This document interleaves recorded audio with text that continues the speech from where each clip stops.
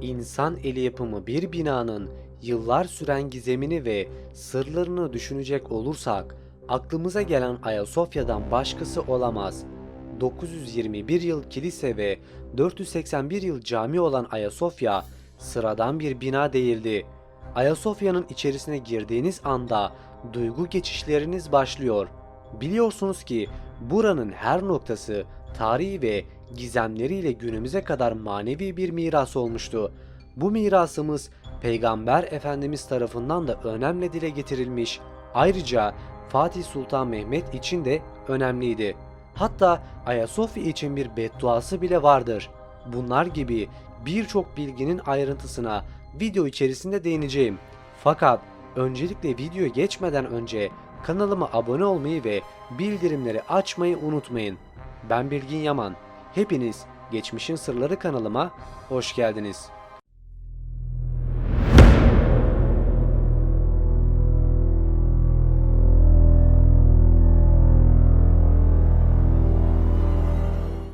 Ayasofya'nın neden müzeye çevrildiğine geçmeden önce dilerseniz kısaca bu kocaman yapıtın tarihine bir göz atalım. Öncelikle Ayasofya tek seferde inşa edilip günümüze kadar gelen bir bina değildir. Defalarca kez yıkılıp tekrar kurulan Ayasofya tarihin en büyük mirasına sahiptir. Bu arada Ayasofya'nın ilk inşaatı Müslümanlığın yayılmasından önceydi. Hatta bazı kaynaklardaki bilgilere göre Peygamber Efendimizin hadislerinde Konstantiniye elbet fetih olunacaktır. Onu fetheden komutan en güzel komutandır. Onu fetheden ordu ne güzel ordudur buyurduğu belirtilmiştir. Birçok din adamlarının da dediği gibi Ayasofya Hristiyanların Mekke'sidir. Peygamber Efendimizin hadislerine de bakacak olursak Ayasofya ismi geçmese bile bu yapının önemi neredeyse bütün dinler için önemli olduğunu anlayabiliriz. İlk inşa edilen Ayasofya, Bizans'ın ilk imparatoru olan 1. Konstantinius tarafından yapılmıştır. 337 ila 361 yılları arasında tahta olan 1. Konstantinius tarafından başlatılan bu inşa, oğlu 2. Konstantinius tarafından tamamlandı ve resmi açılışı ise 15 Şubat 360 tarihinde gerçekleşmişti.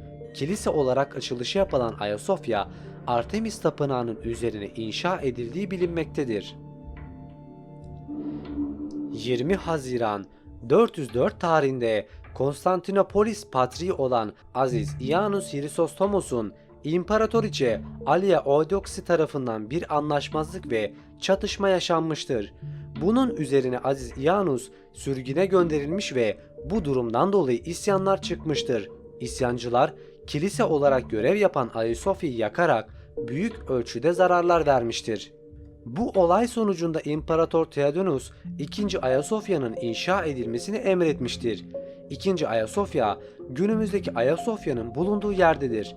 10 Ekim 415 tarihinde resmi açılışı gerçekleşen II. Ayasofya ise 532 yılında Nika ayaklanması olarak bilinen ayaklanma sonucunda yakılarak yıkılmıştır. II. Ayasofya'nın yıkımından birkaç gün sonra İmparator Justinianus da daha büyük, önceki Ayasofyalardan daha farklı ve önceki imparatorlardan daha görkemli bir kilise inşa edilmesini emretmiş. Bu arada günümüze kadar sadece restore edilen 3. Ayasofya, Alman Arkeolojisi Enstitüsü'nden Schnitzer tarafından yapılan kazılar sonucunda 2. Ayasofya'nın izlerine de rastlanmıştır. 3. Ayasofya'nın inşası için görevlendirilen fizikçi Miletli Strauss ve matematikçi Trellisis Anthemius imparatora sunduğu hiçbir taslak beğenilmemiş. Fizikçi Isidorus bir gece yine taslak hazırlarken uyuyakalır ve sabah uyandığında yarım bıraktığı Ayasofya taslağının tamamlandığını görür. İmparatora sunulan bu taslak İmparator Justinianus tarafından çok beğenilmiş ve yeni Ayasofya bu şekilde inşa edilmesini emreder. Efsaneye göre Isidorus bu planı rüyasında görmüş ve uyandığında yarım bıraktığı taslağın rüyasındaki gibi tamamlandığını görmüş.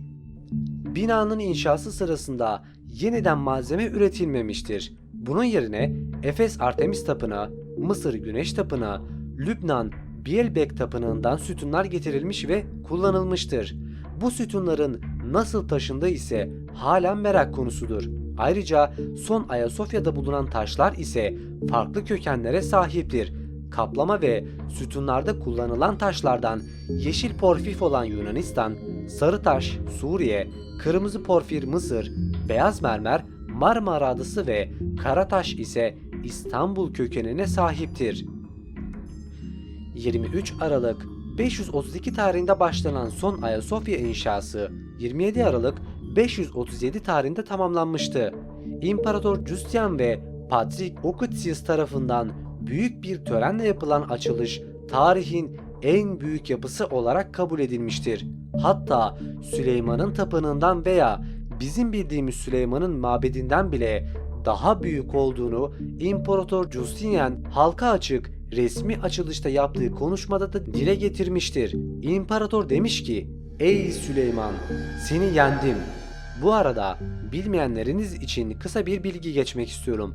Süleyman'ın tapınağı Tevrat'a göre Kudüs'te bulunan ilk Yahudi tapınağıydı. Bu tapınağı İsrail Krallığı'nın 3. kralı olan Süleyman yapmıştır.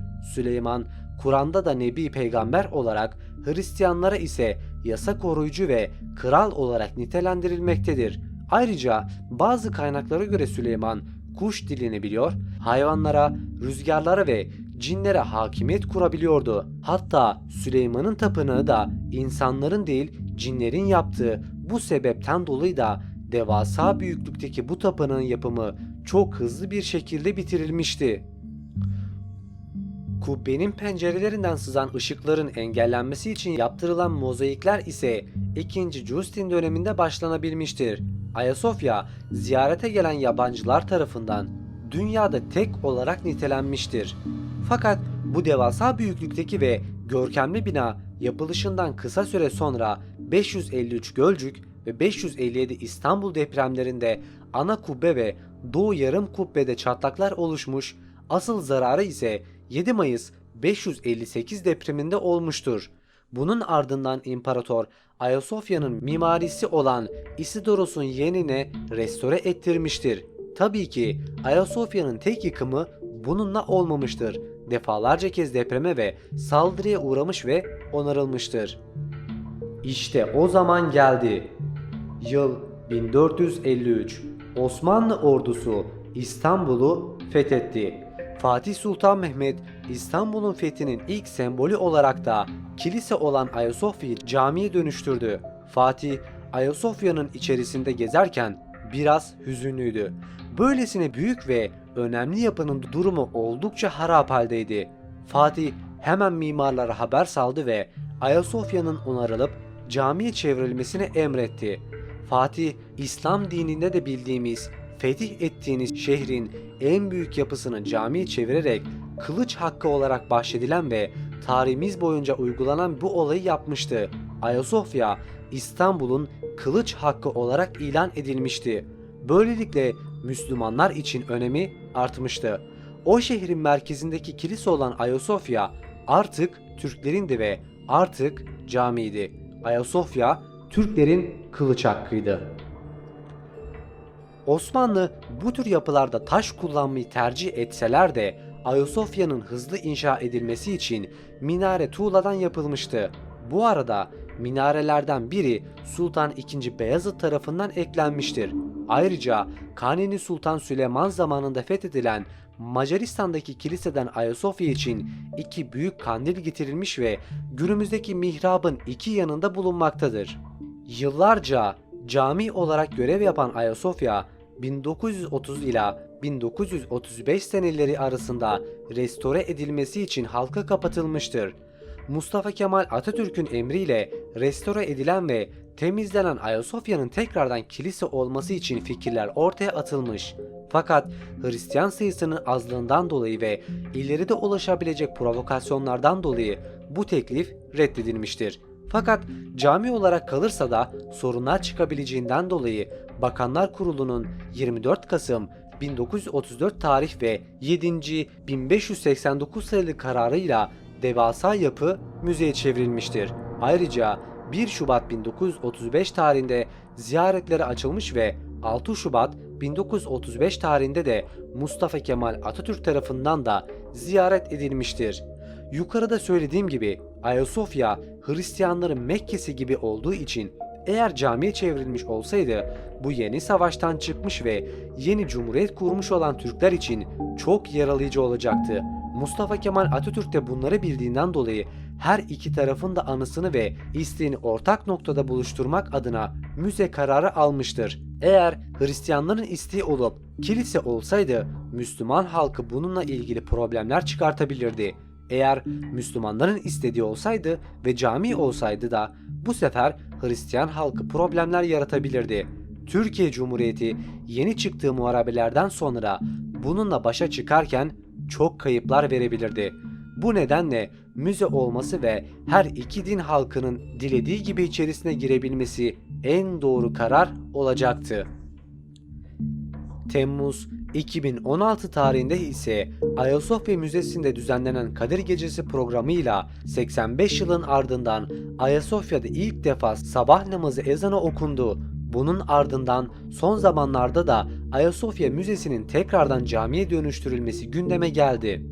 Son olarak videonun başında bahsettiğim Fatih Sultan Mehmet'in Ayasofya bedduasını sizlere sunmak istiyorum.